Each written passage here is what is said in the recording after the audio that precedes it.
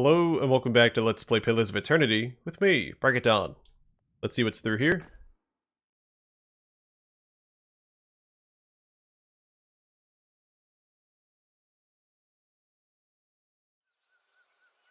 I was expecting more caves, but I guess there was light spilling in to the cave from this point. This makes more sense. Tattered note. The note is bloodstained and torn, and the edges are smudged with some kind of pigment. From the scraps that are legible, you can make out hastily written instructions. To avoid the entrance in the tower, traffic through my shop would attract the attention. Difford may be sympathetic to our goals, but they wouldn't approve of a temple, yet. Key to the entrance by the river, east of town. But be careful on the road. Reports of, these days, key. And a skull key. This iron key has a long shank ending in an intricate bit. The bow is carved to resemble a skull, its mouth agape. I was curious if there was an alternate way to do that quest. Since to enter in through Deerford itself, you have to kill the shopkeep. I wonder if he'll attack you regardless if you complete that quest.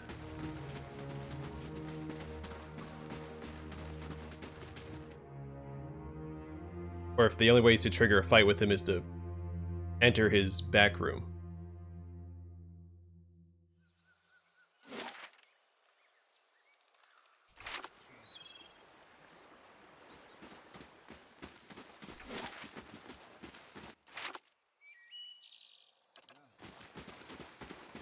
Either way, let's head back to Deerford. We have 2 quests to turn in, and after that we're going to go north to Cliaban Rilag.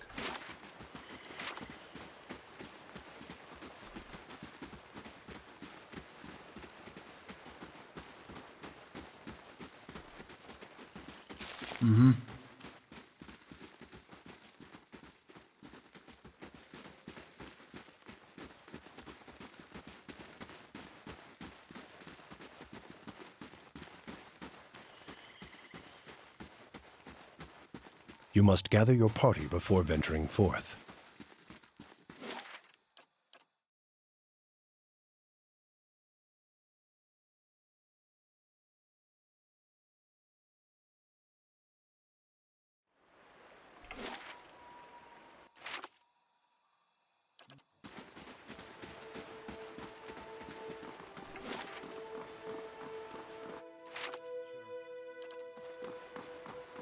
Now we're turning the dragon egg first.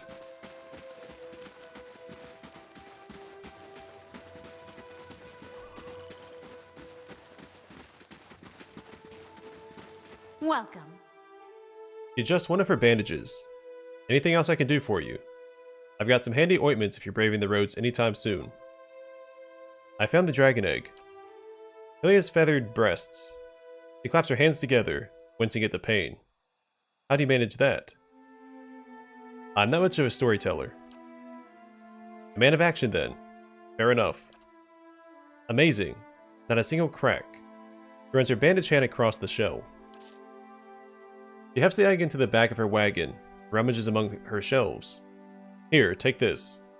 She drops a stack of coins and a parcel of ingredients into your hands. Everything you need to brew a good, strong pick-me-up. Should come in handy with the kind of scrapes you seem to get into. She leans closer. And come see me anytime you need potions or ingredients, alright? I got a special price for friends. She winks. Right. Alright, then we can report our progress with the ogre.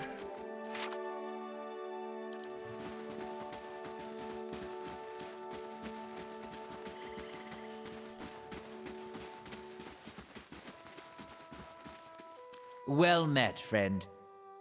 Any sign of that ogre? Or its head? I convinced the monster to leave. You won't be seeing him again. He balls his hands into 2 shaking fists. His face starts to redden. But that's... son of an Orlan whore. The thing devoured my entire herd. I wanted it dead, and I wanted it to mount its head on a pike.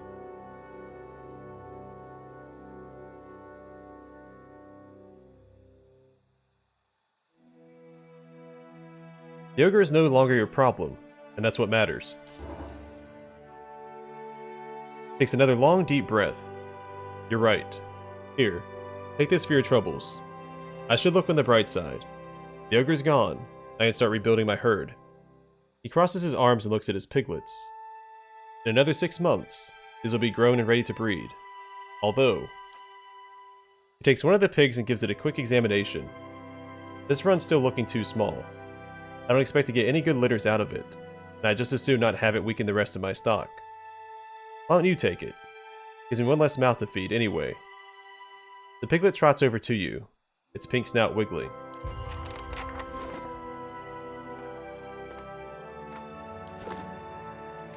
Huh?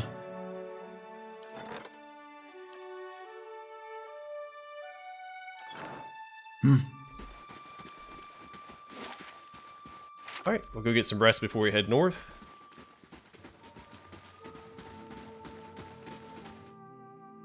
Make sure that we're in tip-top shape. In fact, we're going to be in better than tip-top shape because... Well met, friend. we're going to rest in the Dragon's Lair. It's going to give us +2 to might, +2 to constitution, and +2 to intellect.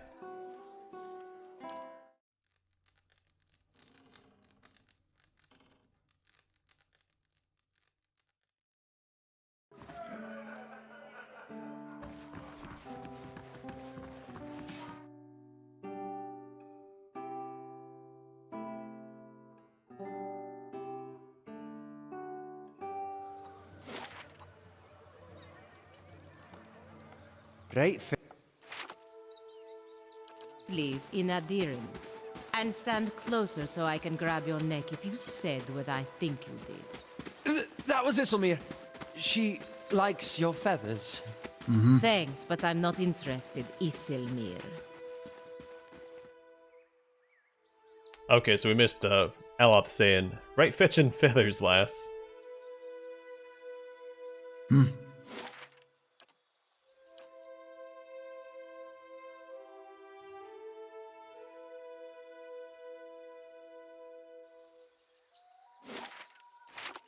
Sure. This is the place. My big brother's last battle. I wish I could tell you what we're looking for. Eder scans the lush landscape before you in all directions. He presses his lips together. Anything from that battle, I guess. Whatever 15 years of rain hasn't buried. You see my brother's ghost, you give me a holler, all right? He looks at you, and he winks. See what I can do, buddy.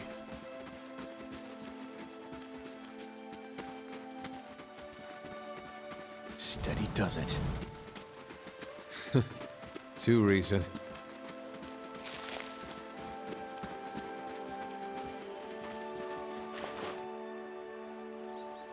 Roland's Bramble Ring. +25 defense against hobbled, stuck, paralyzed attacks. +3 damage reduction against pierce.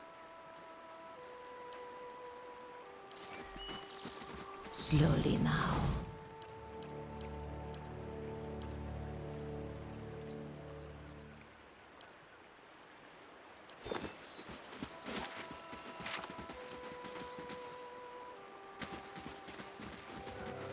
Not much here.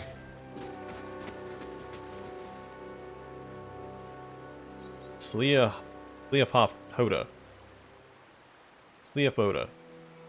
Man stands before you, his face smeared with green and ochre dyes. Hides and furs cover his body. He holds a spear in one hand. Tread carefully, Estrabor. He bares his teeth that have been filed to find points. You're lucky that 3-tusked Stelgar hunt other quarry today. 3-tusked Stelgar. His snarling grin widens. Have the farmers grown too fearful to even mention our name? We're the fiercest of the 6 tribes of Irglonfoth. We're the guardians of this monument here. Of the monument here. What do you know about Cliaban Rilag? It is a sacred place of the builders, and neither your feet nor ours shall sully its stones. The grasses, however. He grins and hefts his spear. I'll gladly water with your blood. I've never heard of the builders. He makes an exasperated, clicking noise with his tongue. They're known by other names in the heathen tongues of farm folk. They're the ancients who build this place, and many more like it. And we of the 6 tribes guard their legacy. I'm looking for a group of people who may have already entered the ruin. So are we. He runs his thumb along the smooth wood of the spear. That is why we wait here, Estremor, and that is why I've decided to let you leave in peace. What will you do? We will wait. If they are inside, they must come out. And when they do, he slides a fingertip along the point of his spear that shows you the drop of blood. I'll be going. And do not come this way again. Alright, so this is going to end in violence, it looks like.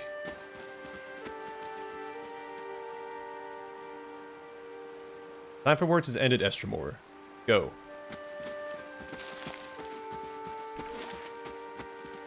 Alright, I see an alternate path, so let's avoid bloodshed while we can.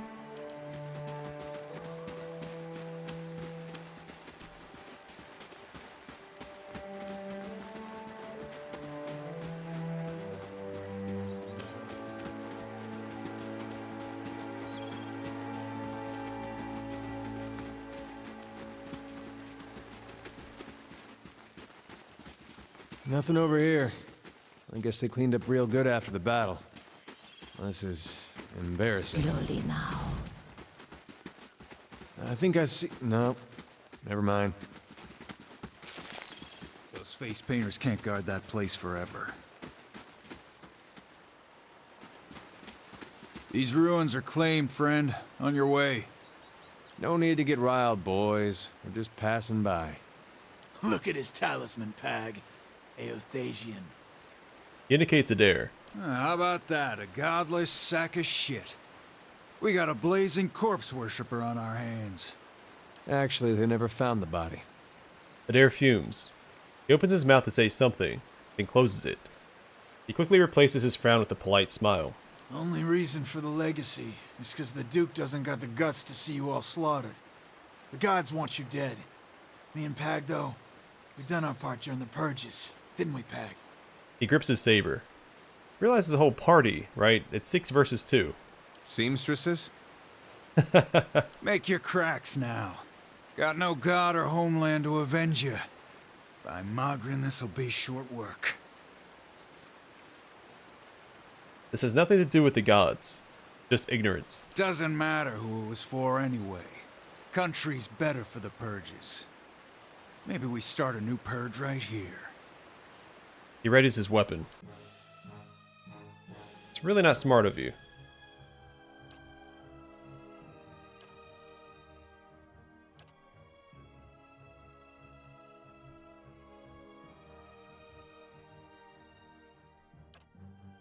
Hey.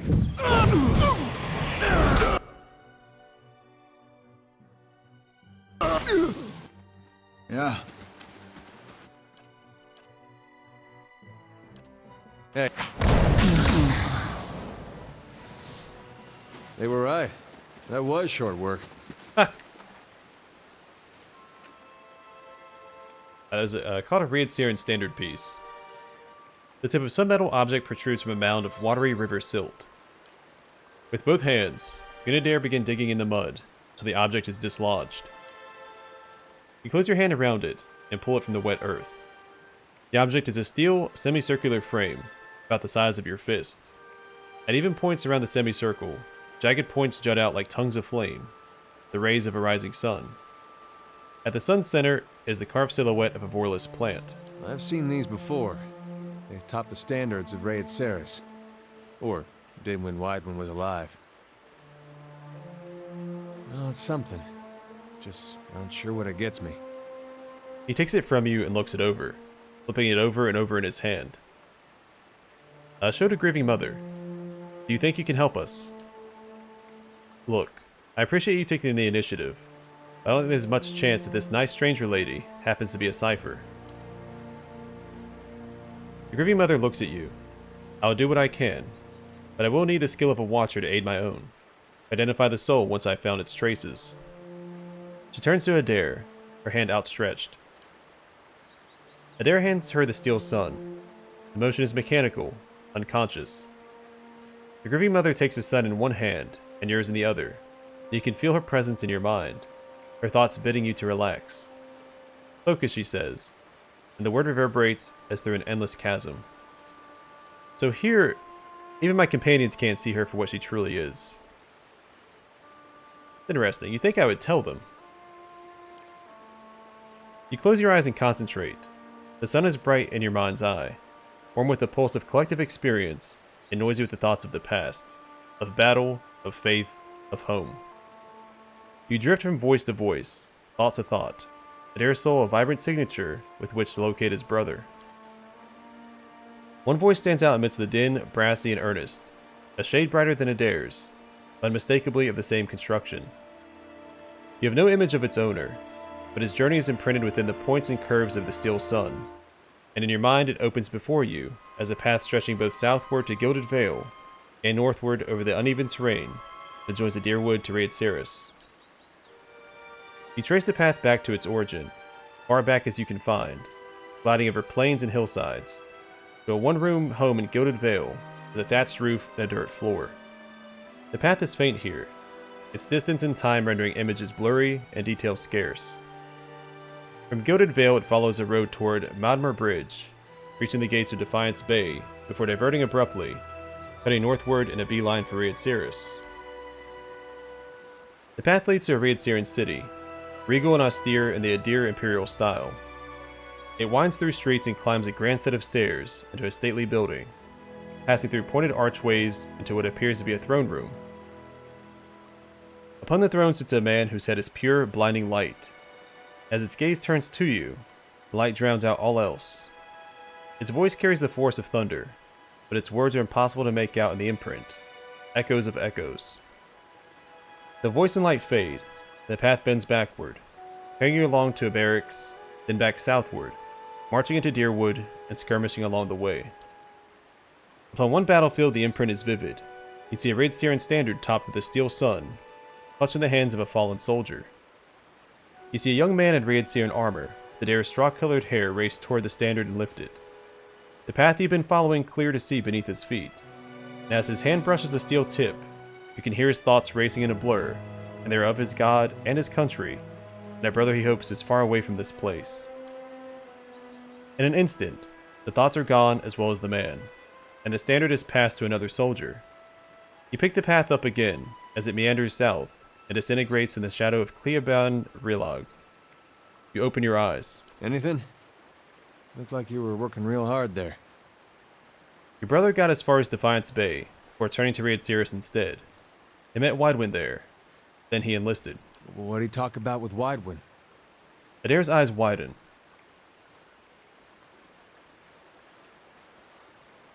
Widewind's head was a beam of light. I figured that. Woden and me had heard enough stories from his uprising to know it wasn't just some tall tale.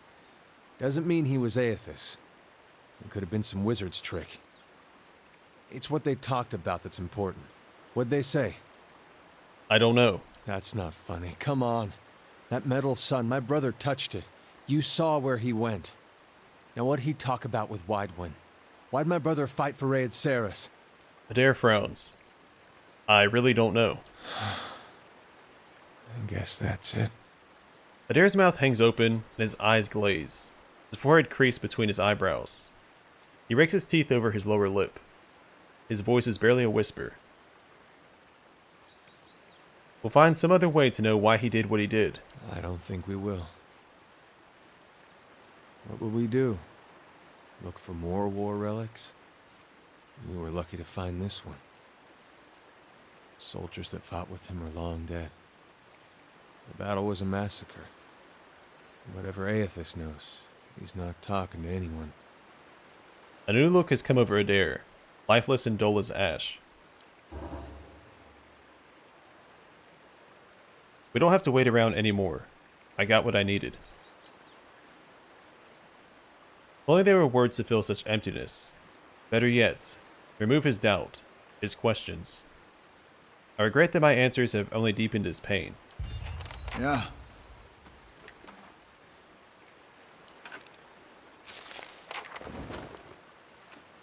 Margaren's fire casts light in dark places. Right, a whistling in the reeds is complete. After several more abductions that took place at Zokeen Lake, Kana discovered that a previously unknown beast was behind the attacks. A strange ruby beetle would grab the locals and feed on their worst memories. The victims would initially fight back. They would quickly enter a blissful state and drop their resistance. Unfortunately, the beetle would eventually devour all of their memories, leaving their minds vacant and broken off from the world. Kana was able to track the beetle to its nest and kill it. The locals were relieved to hear the beetle had been killed, but dismayed to learn that hatched eggs were discovered in the nest.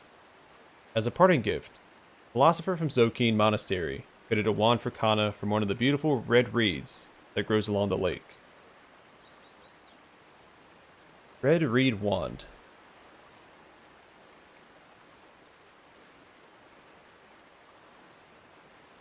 Alright, so grants, my son, do you see your sisters across the moor? Doing summon will-o-wisps and nature's terror. Shock damage and terrified. This wand was a gift from a Zokeen Monastery philosopher. He created it from one of the beautiful red reeds that grows along the edge of the lake near his monastery. It was given as a gift for your help in tracking down a dangerous memory-eating beetle that was terrorizing locals.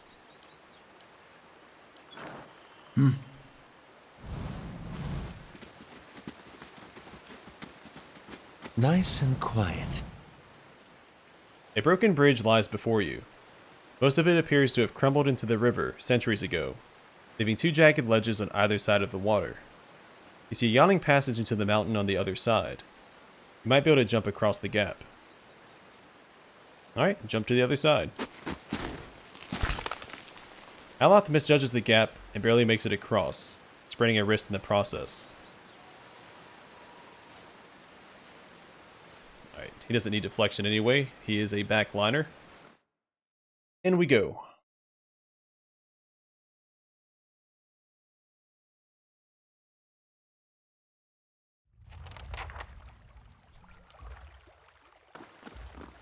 I shall be discreet.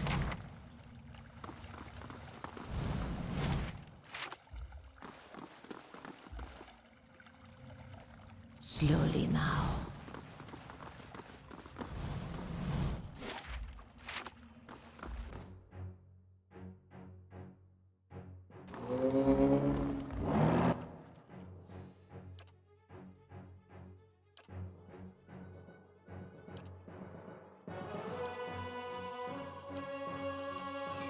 Hey.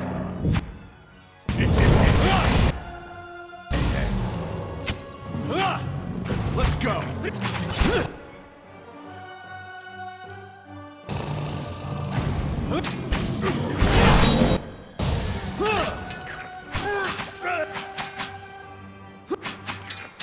That's it!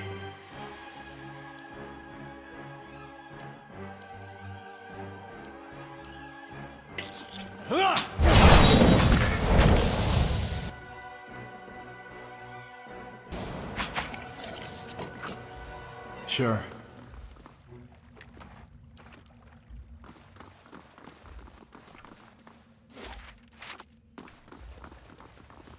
Eyes open.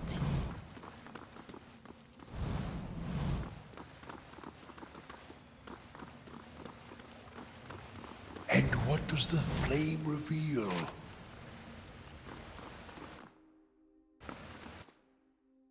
Savages massed at the gates with their arrows and swords and spears. Yearning for conquest and plunder, their chieftains and warriors feared not. Vengeance of gods nor the wrath of their enemies. Death would not punish them.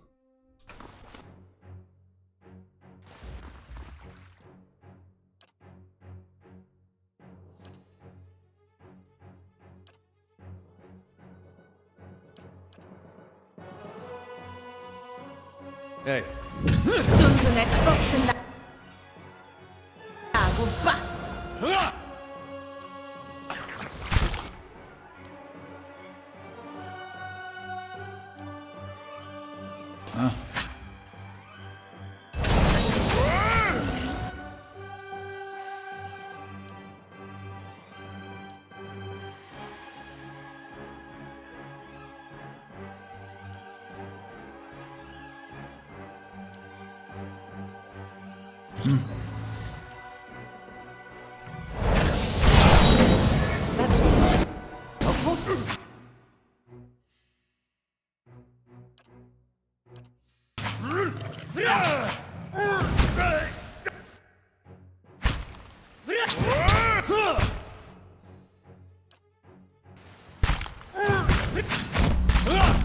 Let's... This one.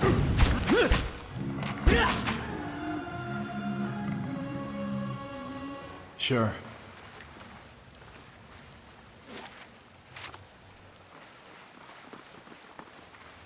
Margaren's fire casts light in dark places.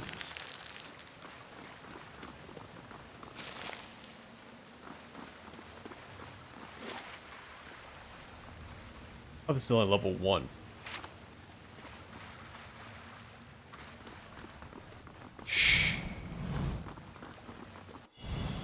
I wonder what this is. That is something to keep in mind.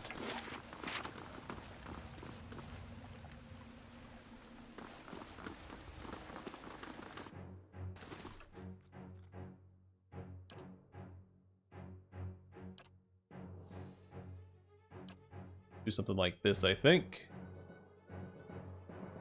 Yeah.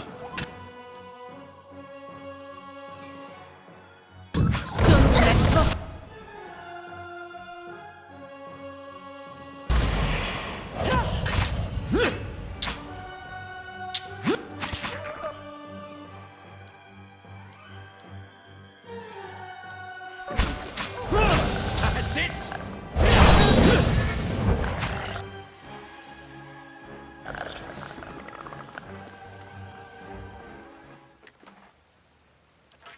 Right. I'll see what I can find.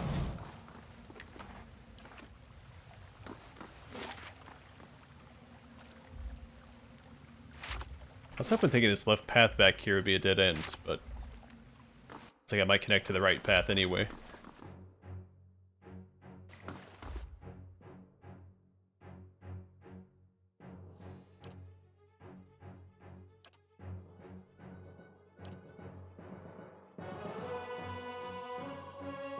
Hey.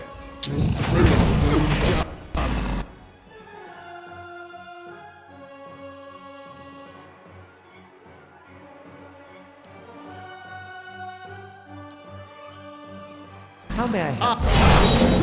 That's the way. Oh.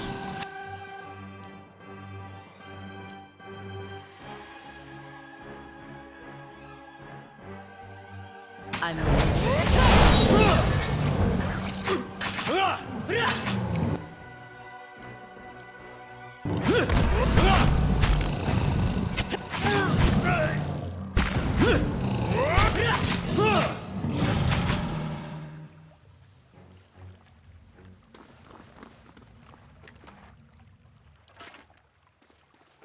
We're cutting a swath through this ruin. eyes open.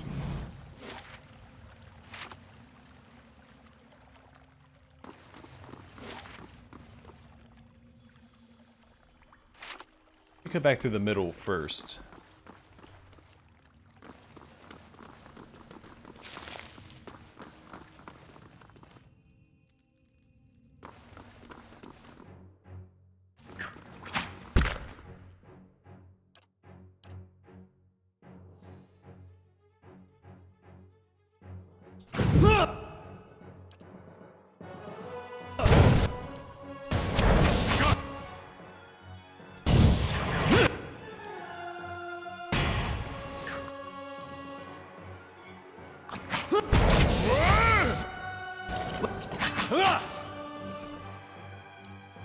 That's it!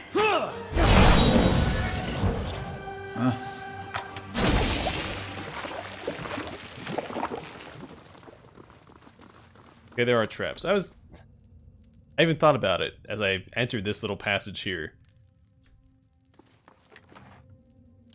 Then I saw the slime, so I'm like, oh, we'll be okay. I'll see what I can do. The work of a moment.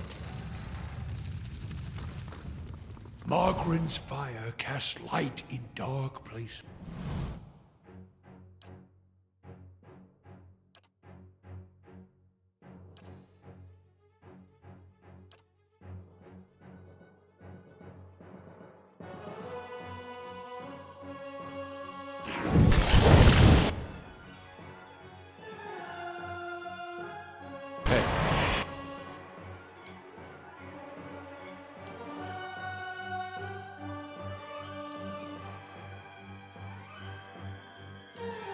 I'm ready.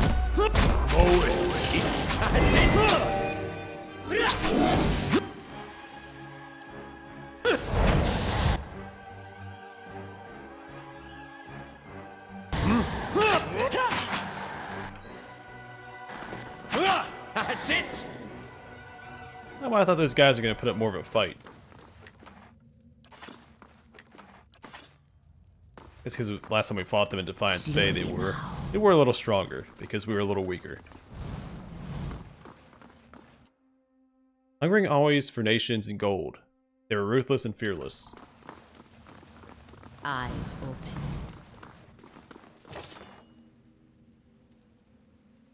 And another pet already, a tiny animot. Whether experiment or accident, this minute animot seems to function normally despite its size. It blazes with soul energy. Oh, sorry, little piglet. You're already getting replaced.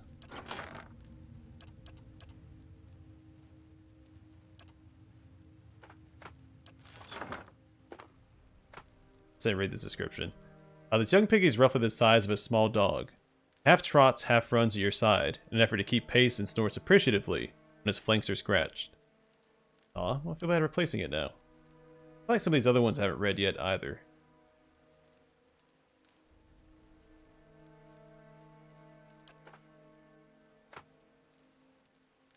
In fact, I may not have read any of these.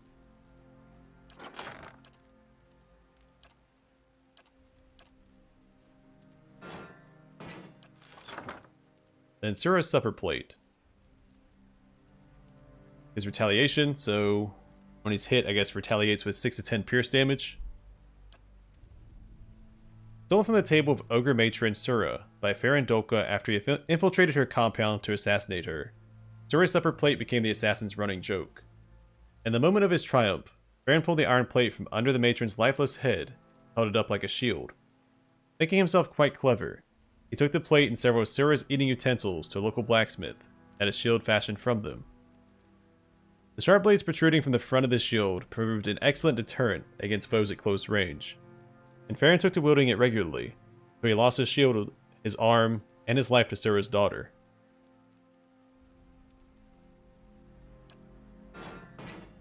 No intention of using that. Eyes open. Okay, I'm going to call the episode here, and the next one will continue through Cliaban Rilag, level 1, and see if we can't find the folks we're tracking down. But for now, thanks for watching. Hope to see you guys in the next one.